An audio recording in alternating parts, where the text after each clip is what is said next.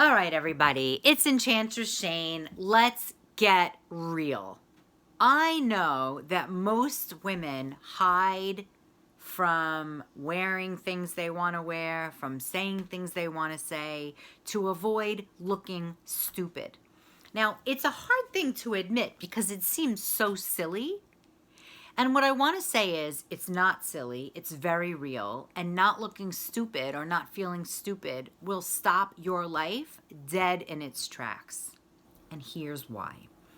So, 3 reasons, okay? And they have nothing to do with you logically making sense of why. Number 1, when you were born, I avoided doing this. When you were born and you had a birthday party, you were taught something about being seen. When that birthday cake came out and everybody's eyes were on you, you intrinsically, you naturally felt a certain way. Maybe you didn't like it and you felt squeamish, or maybe you were loud and proud about it. But something about the earliest birthday party memory taught you what it's like to be seen.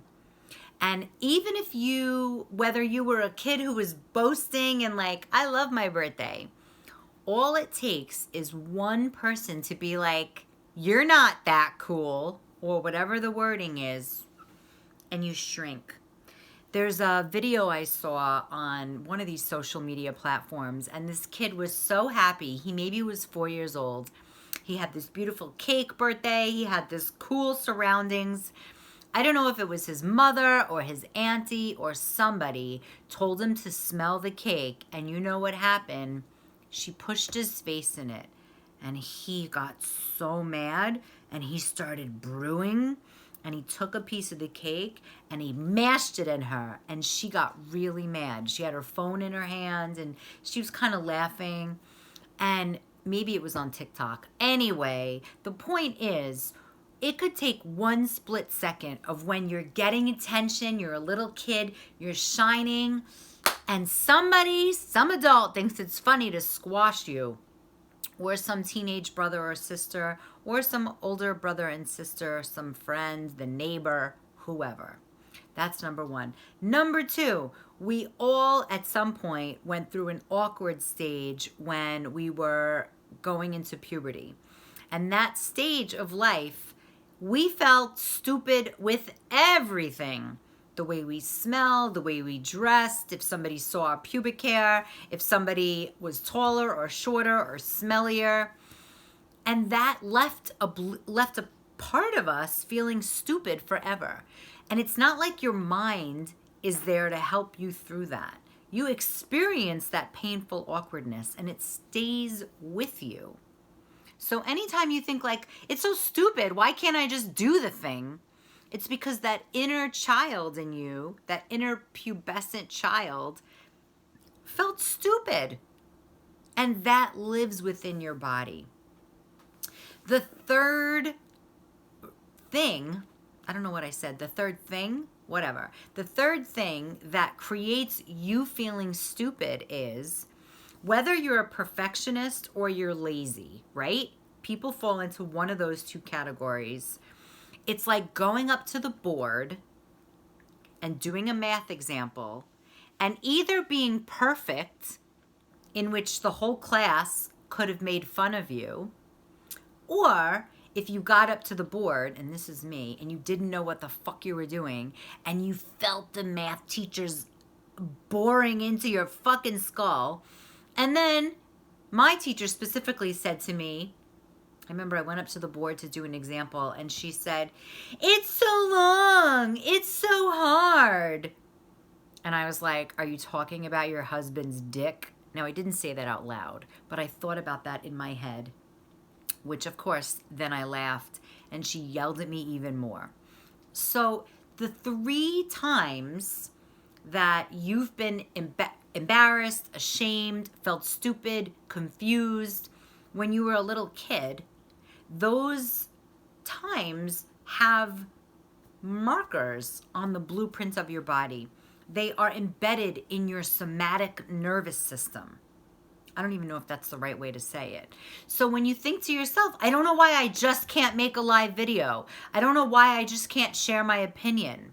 I want you to know the good girl, the place that she gets stuck the most is the throat chakra. So if you're in an emotionally charged relationship or in an emotionally charged moment and you find that you can't speak up, or you're wanting to talk about money, or you want to set a boundary and you just can't do it, it's because one of these moments as a child has shaped who you are today. The good news is you can get over this with guiding, loving support from someone who can see what's going on, like me. I'm a trained behaviorist. I've worked with children from ages 3 to 18, and they've all been delightfully, enchantingly researched for me because I got to see what happens to children at certain ages affects who we are as adults. So now that I work with adults, I can see where people got wounded or hurt or impacted as a child and how to like tweak it and I don't want to say fix, but how you can tweak it now as an adult. And the time that we're in right now, mostly everything is online. And so what a great way to feel actually safe in your comfort of your own home, making videos, doing challenges, and it's really what I do best is help people through these moments. So next time you're beating yourself up for feeling stupid, I want you to really have more compassion for yourself and know that there's a little inner child in you that really couldn't figure things out and didn't understand why an adult or somebody older than them was being mean or, you know, or just was being unfair. And so the next time you think something's not fair, or you go into comparison mode, or you get a headache, I want you to know that is directly connected to your inner child's pain. And it's a great clue to let you know that something is coming up from your childhood and you don't have to even figure it out. I'm not doing therapy anymore. I am more a believer in taking a mini action will remove and dissipate and open up that block so that you're not stuck feeling stupid anymore and holding back from your dreams, from your goals, from creating your business online or putting your art out there. Or I have one client, when I met her, she was in a really fucked up relationship. She was working for pharmaceutical corporate advertising, and now she's living in the Dominican Republic, DJing, streaming, getting commissioned for art, and living with her amazing man. And because of her growth, he has become wealthy. I could go on, but I won't, because if she watches this, she'll get embarrassed, even though I'm not mentioning her name. So I love watching women surpass their expectations. You don't even realize that you've set limits for yourself, that you've taken yourself out of the game, that you've said you'll never be in a relationship, you'll never run a business, you'll never put your why, your mission, your passion in the world. And I'm here to take a stand.